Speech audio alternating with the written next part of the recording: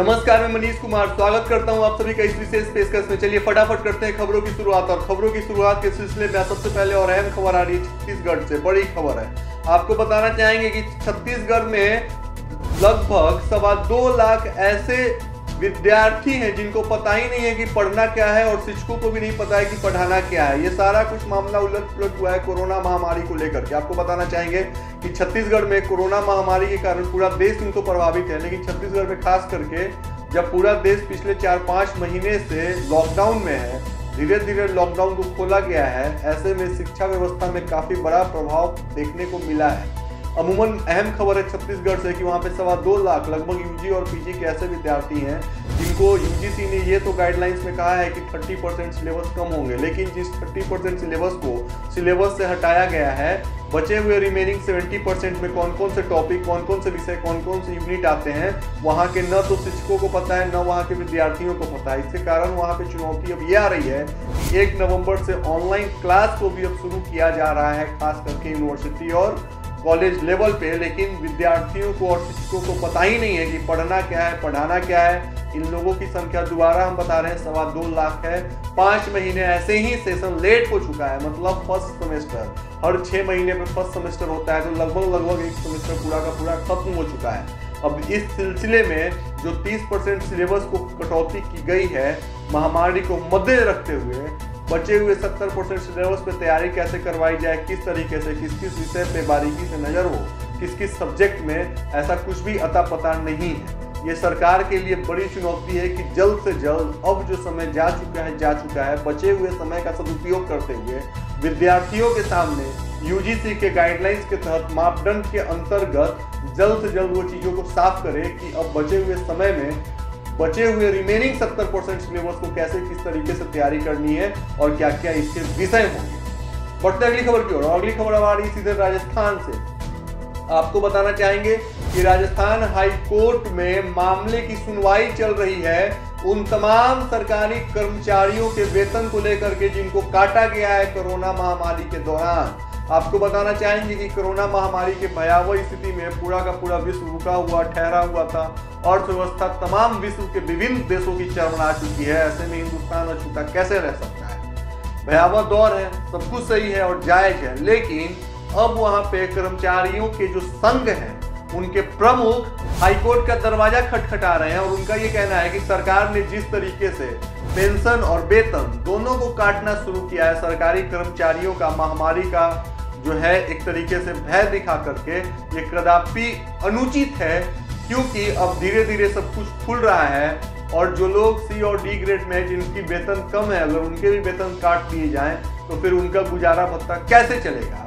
इस बात को सुनने के बाद हाईकोर्ट ने आदेश जारी किया है सरकार को कि जिन जिन कर्मचारियों के वेतन को काटा गया है, उन सभी के वेतन को एक अलग अकाउंट में रखा जाए जब तक इस मामले की सुनवाई नहीं हो जाती है। मतलब 5 नवंबर को फिर से इस मामले की सुनवाई होनी है हाईकोर्ट में। तब तक के लिए खबर यही है कि इन सभी कर्मचारियों के वेतन को अलग से रखा जाए। साथ ही साथ सूत्रों के मुताबिक खबर यह आ रही है कि सरकार ने आपातकाल स्थिति, उसके बाद महामारी जैसे भयावह एक्ट के तहत 1896 में बने महामारी एक्ट के तहत भी सरकार ने इस तरीके का कोई भी चीजों को लेकर के पहले से फैसला नहीं किया था। पहली बात, अगर इस पे निर्णय लेते हुए सरकार महामारी एक्ट के अंतर्गत आपातकाल को लगाती है और सरकारी कर्मचारियों के तनख्वाह को काटती है, तो ये कहीं भी वर्जित नहीं होगा। सरकार का ये लगाया हुआ नियम कानून बेबुनियाद होगा, क्योंकि संविधान में इस चीज के लिए कोई जगह नहीं है। ये बड़ी खबर आ रही है राजस्थान से।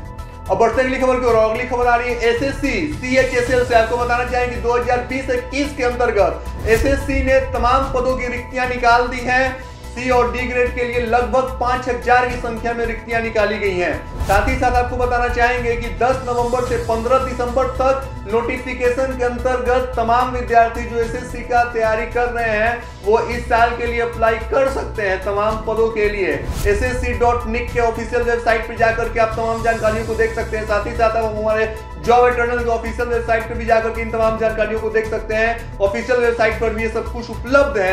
आपको बताना चाहेंगे कि 3 राउंड में 3 टायर तक इसके एग्जाम होते हैं और फिर बाद में लास्ट में शॉर्टलिस्ट करके तमाम उत्तीर्ण विद्यार्थियों का नाम ऑफिशियली अनाउंस किया जाता है। जो लोग एसएससी के क्षेत्र में अपना सुनहरा भविष्य बनाना चाहते हैं उनके लिए फर्स्ट राउंड का एग्जाम जनवरी के फर्स्ट वीक में होना है। उसके बाद आपको बताना चाहिए कि आयु सीमा 18 साल से लेकर 27 साल के बीच में है। साथ ही साथ 7th पे कमीशन के अंतर्गत सैलरी भी अच्छी है सी और डी ग्रेड के तमाम कर्मचारियों के लिए। बड़ी खबर आ रही है इस वक्त की 2020-21 के नोटिफिकेशन के अंतर्गत एसएससी में जिस तरीके से लगभग 4500 से भी ज्यादा की संख्या में 5000 के आसपास की संख्या है, उतनी बड़ी संख्या में लोगों की रिक्त पदों पर वैकेंसियां निकाली है।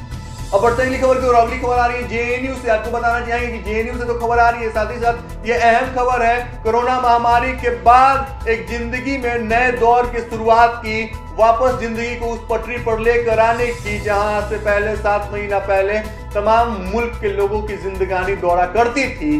बड़ी खबर है उन तमाम विद्यार्थियों के लिए। 15 अक्टूबर के बाद अनलॉक 5 की प्रक्रिया को मद्देनजर रखते हुए जेएनयू 2 नवंबर से खुलने जा रहा है। ध्यान से सुनिएगा, आपको बताना चाहें कि 2 नवंबर से जितने भी रिसर्च स्कॉलर हैं उनके लिए जेएनयू खोला जा रहा है। साथ ही साथ कुछ समय के बाद दोबारा से सरकार और प्रशासन की ये कवायद है कि जेएनयू में बंद पड़े तमाम हॉस्टल को खोला जाए ताकि उनमें रौनक लौट सके। 5 महीने से पसरा हुआ सन्नाटा की रवानगी दोबारा वापस लौट कर आ सके। साथ ही साथ आपको बताना चाहेंगे कि 2 नवंबर से असम और गुजरात के भी तमाम स्कूल और इवेंट के मामले में खोले जा रहे हैं। हरियाणा पंजाब में कुछ स्कूल कुछ कॉलेजेस को खोल दिया गया है डाउट क्लास सेशन करने के लिए। तो मतलब शुरुआत अच्छी है, बुनियाद अच्छी है, पहल अच्छी है। कहीं ना कहीं अब शिक्षा के क्षेत्र में इन सब संस्थानों का खुलना, शैक्षणिक संस्थानों का, इस बात की सुगबुगाहट है कि दोबारा लोगों की जिंदगी उस पटरी पर लौट आएगी। विद्यार्थी लगभग 6-7 महीने से घर में बंद हैं, वो दोबारा से स्कूल कॉलेज जाकर के अपने बचे हुए पढ़ाई को, कोर्स को, सिलेबस को कंप्लीट कर पाएंगे। आपको साथ ही साथ बताना चाहेंगे कि तमाम ऐसे राज्य हैं जहां पे इसकी कवायद भी चल रही है। खास करके महाराष्ट्र में भी कुछ ही दिनों के अंदर सरकार का वहां भी निर्णय आने वाला है कि आखिर किस तरीके से दोबारा धीरे धीरे ही करके बट स्कूलों को खोला जाए और इवेंट के प्रणाली के तहत या कोरोना महामारी को मद्देनजर रखते हुए क्या क्या गाइडलाइंस बनाए जाएं। इस पे भी महाराष्ट्र से भी 2-3 दिनों के अंदर बड़ी खबर आने की आशंका है, क्योंकि महाराष्ट्र एजुकेशन डिपार्टमेंट को ऑफिशियल वेबसाइट पे इस बात की पुष्टि कर दी गई है कि किसी भी तरीके से पता नहीं है कि कोरोना कब खत्म होगा। ऐसे में स्कूल को कब तक और कॉलेज को कब तक बंद रखा जाए, ये बड़ा चुनौती और बड़ा सवाल है। तो इस चीज को मद्देनजर रखते हुए उम्मीद ये जताई जा रही है कि जल्द ही अब सब कुछ धीरे धीरे पटरी पे आए। तो आज की इस विशेष पेशकश से बस इतना ही। हमें दीजिए इजाजत, तब तक आप देखते रहिए हमारे यूट्यूब चैनल को, लाइक करिए, सब्सक्राइब करिए, कमेंट करिए, साथ ही साथ हमारा हौसला बढ़ाइए। धन्यवाद।